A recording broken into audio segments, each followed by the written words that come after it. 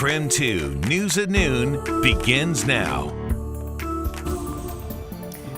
The city of Spokane is facing a wrongful death lawsuit after police shot and killed a man back in 2024. Why his family says this could have been avoided.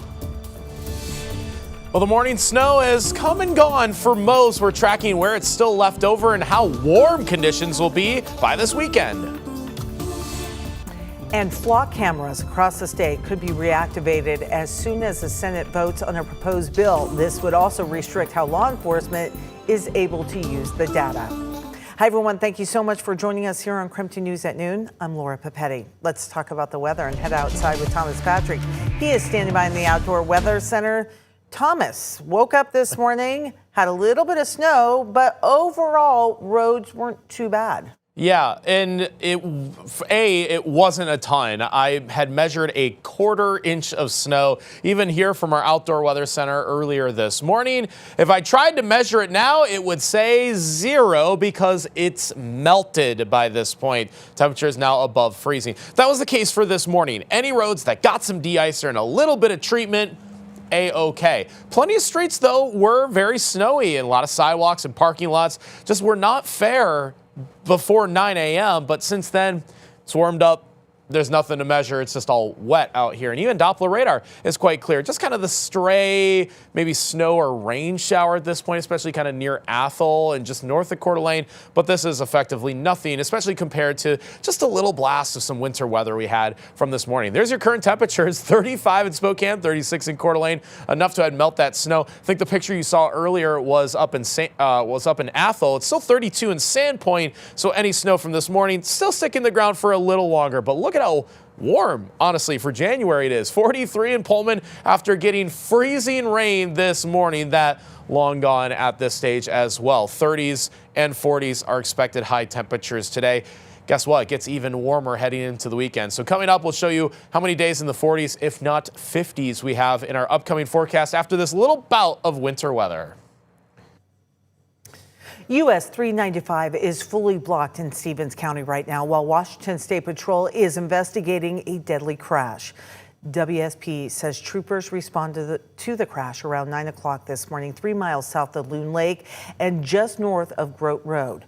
Right now, we know 2 cars were involved and at least 1 person died in the accident. We'll keep you updated with the latest. And in the meantime, drivers can expect a detour set up while the road is blocked.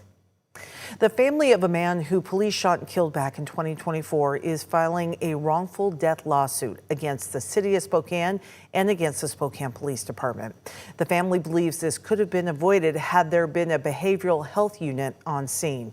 29-year-old Jonathan Musselman was shot and killed after police responded to reports of a man firing gunshots out of an apartment.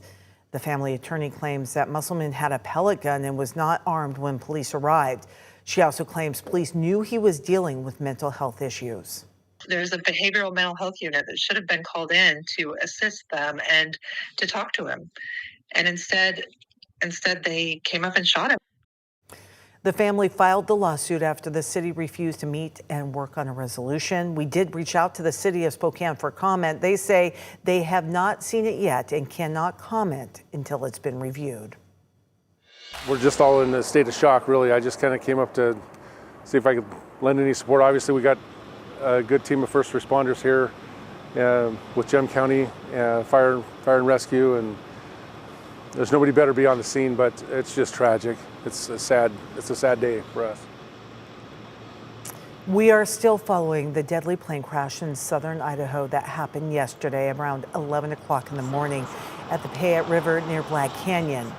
The Gem County Sheriff's Office says the plane clipped a power line and then hit the frozen river. So far, we know one of the passengers was Roland Stedham, the chief meteorologist at CBS 2 in Boise. Right now, we don't know who the second person was in the crash. We do know that Stedham was a commercially licensed pilot and an avid skydiver. The Idaho Aviation Association did release a statement. They said they are mourning the loss of an aviator and a friend who was living out his dreams. They said, quote, "We lost a good one. Godspeed to the pilot and passenger, and bless their family."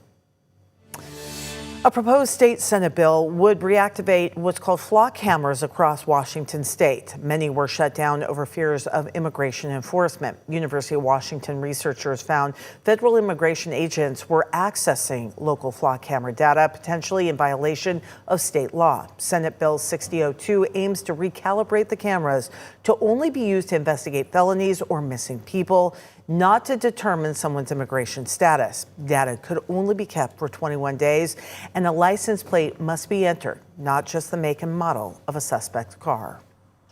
This is a product that has helped us solve crimes. And what we have to figure out is, do we want to be just really good at documenting crimes, or do we want to actually solve and fight crime? The bill is currently awaiting a date for a full vote by the state Senate. We'll certainly keep you updated. And today, a Spokane woman is facing federal charges for threatening to kill a Minnesota FBI agent. Brenna Marie Doyle is accused of sending 3 voicemails threatening to kill an FBI agent, his wife, and the daughter because of the agent's employment in Minnesota. Federal prosecutors say they want to keep Doyle in jail, claiming she's a risk for violence and obstruction of justice. Doyle has another hearing in a Minneapolis federal court coming up late next month. And we are following up on a story we've covered for years. Skylar Mead, the man who murdered 2 people in North Idaho while on the run from authorities, has been sentenced to 2 consecutive life sentences. Now, back in 2024, Mead escaped from a Boise hospital, triggering a statewide manhunt. He was arrested in Nez Perce County, where he was originally facing the death penalty. However, last month, he did take a plea deal, accepting 2 consecutive life sentences instead. Spokane's Homeless Connect event is underway. Coming up in just 2 minutes, what resources are available this afternoon? But first, let's take a moment, a pause, and look outside on what looks like kind of a traditional wintry day here. Midweek, we have more weather coming up.